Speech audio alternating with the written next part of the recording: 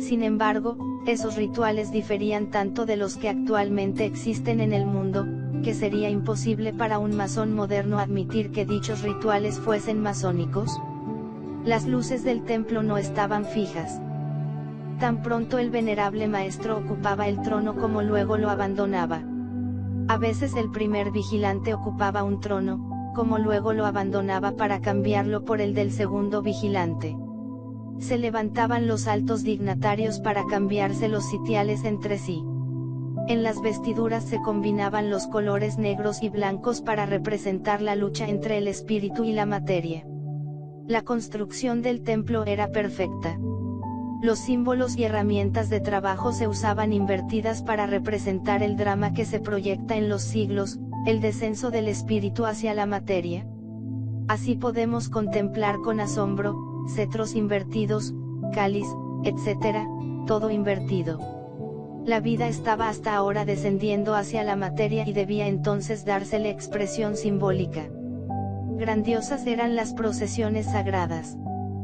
Con ellas se daba a entender los grandes misterios y el supremo descenso del espíritu hacia la materia.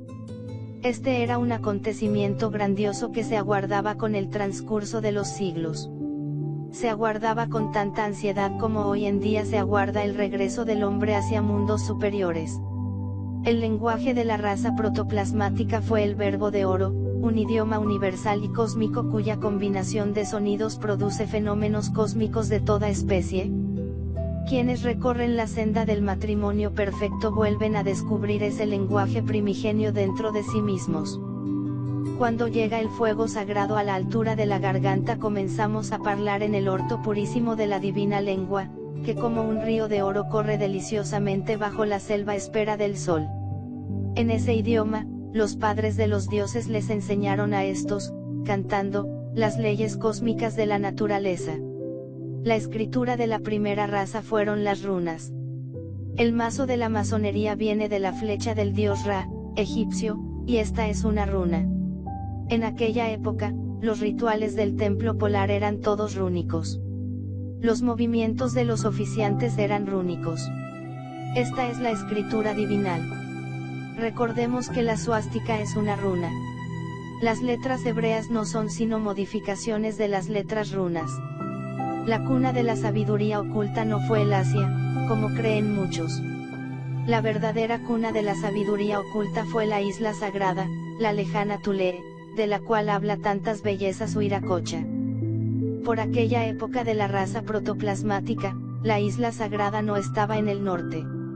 Esa isla fue realmente un continente cuya posición exacta estaba en la línea ecuatorial. Más tarde, con la revolución de los ejes de la Tierra, quedó dicha isla en el norte. La revolución de los ejes de la Tierra ya está demostrada por la ciencia contemporánea. Actualmente, los polos se están desviando hacia el ecuador. Los actuales esquimales, aun cuando mezclados con otras razas, no son descendientes de la primera raza, son más bien degenerados atlantes, mas conservan algunas tradiciones muy interesantes. Estas gentes tienen un vínculo familiar que les une entre sí. Cada patriarca usa un amuleto especial consistente en un signo, marca, tótem o el nombre de una especie de animal sagrado que transmite a sus descendientes. Por el hecho de vivir ellos en el Polo Norte, pueden sentirse muchos pensadores inclinados a creer que esta raza pudiese tener su origen en los nórdicos primitivos de la primera edad. Resulta interesante saber que entre los antiguos esquimales no existía autoridad especial, cacique o rey. Se regían por un consejo de ancianos. Los varones jóvenes se unen en matrimonio perfecto con las mujeres de otros clanes, empero, el amuleto les sirve de distintivo para no casarse entre parientes. En otros tiempos existió la poliandria. Mataban a toda hija mujer que naciese antes de hijo varón. Afortunadamente ya abandonaron esta bárbara costumbre. A. Westermarck refiere, en su libro titulado, Historia del matrimonio, que los esquimales prestan su mujer a otro, o la cambian. Naturalmente esto es de hecho una costumbre de adulterio. Horrible costumbre incompatible con la doctrina predicada por nuestro adorable Salvador el Cristo Jesús. Empero, toda regla tiene sus excepciones y no podemos creer que todos los esquimales tengan semejante bárbara costumbre. De todo hay en la viña del Señor. Es costumbre de los esquimales envolver a sus muertos entre pieles y sepultarlos bajo un túmulo rodeado de una cerca. En las aleutianas se les lía con cuerdas y se les sepulta entre las grietas de los riscos. Los esquimales conocen la ley del eterno retorno, saben que el ego regresa a una nueva matriz. Los fetiches o muñequitos pequeños y diminutos de los esquimales, simbolizan la esencia. Creen que esta es pequeñita y diminuta. Mas los sacerdotes no ignoran que con ella se fabrica el alma. El embarazo, el nacimiento de niños, la pubertad y la muerte son celebrados por ellos con prácticas esotéricas especiales. Los esquimales adoran al principio femenino de Dios. Ellos aman a la sublime anciana Sedna, que vive en el fondo del mar, y le envían animales marinos para su alimento. Naturalmente, los ignorantes ilustrados que nada saben de ciencia oculta se ríen de la religión divina de los esquimales. Los mejores cánticos y rituales de los esquimales son para la Madre Divina. Los viajes simbólicos del chamán, sacerdote, en busca de la anciana Sedna para consolarla cuando se disgusta, y las procesiones que la comunidad realiza para reconciliarla, nos recuerdan los simbólicos viajes del candidato masón alrededor de la logia. Los viajes son los símbolos externos de la elevación de la conciencia del candidato a través de los mundos superiores. Los 5 simbólicos viajes de la masonería oculta están íntimamente relacionados con las 5 iniciaciones de misterios mayores. Los profanos ignorantes que ven estos viajes de los esquimales no hacen sino reír y reír de lo que desconocen. Ríen como idiotas, ríen de lo que desconocen. Los esquimales saben con perfecta exactitud, como lo sabe todo verdadero iniciado que tenga abierto el sexto sentido, que existen los genios, los duendes, los gnomos, los gigantes, las salamandras del fuego, las ondinas, etcétera, etcétera. Afortunadamente, ya la ciencia oficial, después de haber aceptado el hipnotismo y de haberlo bautizado con un nuevo nombre llamándolo hipnología, tiene que aceptar, por lógica consecuencia, la clarividencia. Solo así es posible explicarnos que un sujeto en estado hipnótico pueda ver a través de un muro, o informar sobre lo que está sucediendo muchas veces a miles de kilómetros de distancia. Lo que hoy rechaza la ciencia, mañana lo admite. Los que hoy se ríen de Paracelso y de los esquimales, por aquello de los elementales, gnomos, pigmeos, salamandras, genios, ondinas, sílfides, etcétera, etcétera, tendrán después que reírse de sí mismos y enrojecer de vergüenza cuando estas criaturas sean redescubiertas por la ciencia. ¿Quién habría de creer hace apenas un lustro en la serpiente de cristal? Ahora acaba un famoso científico, de esos que se dicen incrédulos, de descubrir en estos instantes del año 1961 la famosa serpiente de cristal. Dicha serpiente tiene el poder de abandonar su cola a voluntad en casos de peligro, para regenerarla después fácilmente. Cuando la serpiente de cristal se ve en peligro, atacada por cualquier bestia, se enrosca poniéndose rígida y se lanza sobre la bestia. Entonces instantáneamente abandona su cola y la cabeza huye como el rayo.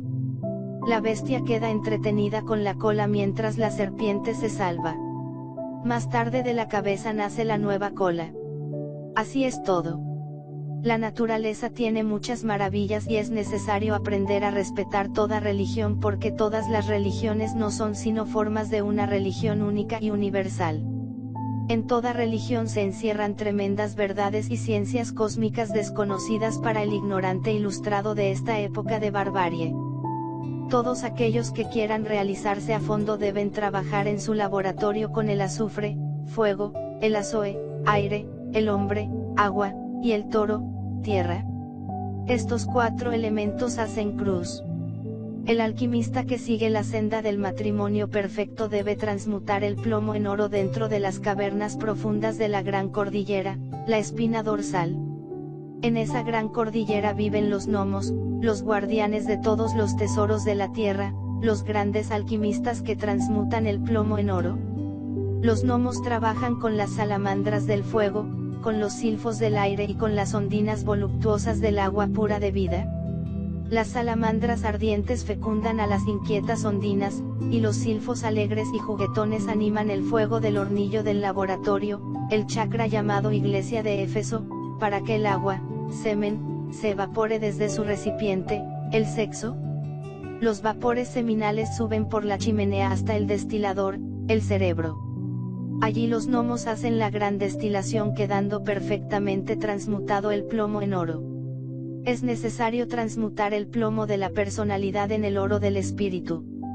Solo así podemos volver a hablar en el orto purísimo de la divina lengua. Nuestra divisa es telema, voluntad.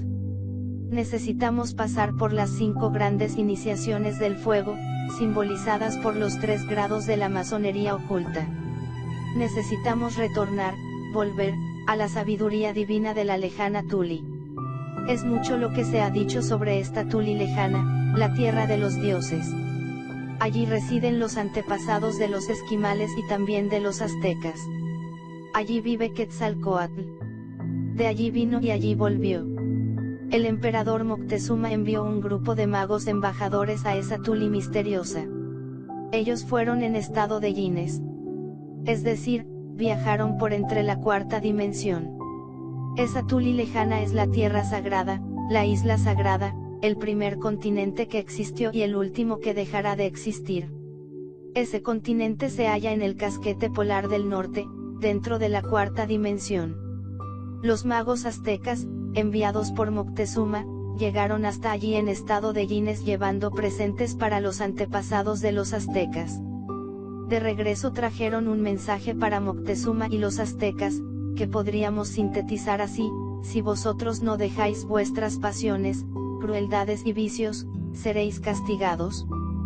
Por el mar vendrán hombres blancos que os conquistarán y destruirán. Todo esto se cumplió con la llegada de los españoles a México.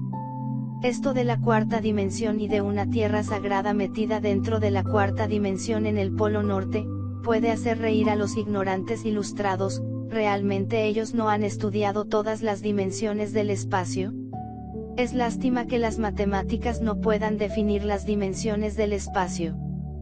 Toda expresión matemática corresponde siempre a una realización de realidades.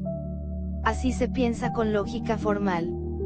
Empero, afortunadamente existe la lógica dialéctica que nos permitiría usar las matemáticas para definir las 6 dimensiones fundamentales del universo. Generalmente las dimensiones son representadas por potencias, la primera, la segunda, la tercera, la 4ª, etc. Precisamente esto dio base a Hinton para construir su famosa teoría de los tesseracts, o sólidos tetradimensionales, A4 igual a elevada a la 4ª potencia. Esta es la representación de las dimensiones en forma de potencias.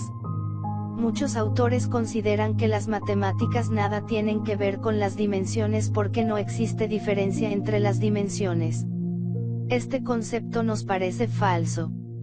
Nosotros creemos que la diferencia entre las dimensiones es algo obvio y que todo el universo está hecho de acuerdo con la ley de número, medida y peso.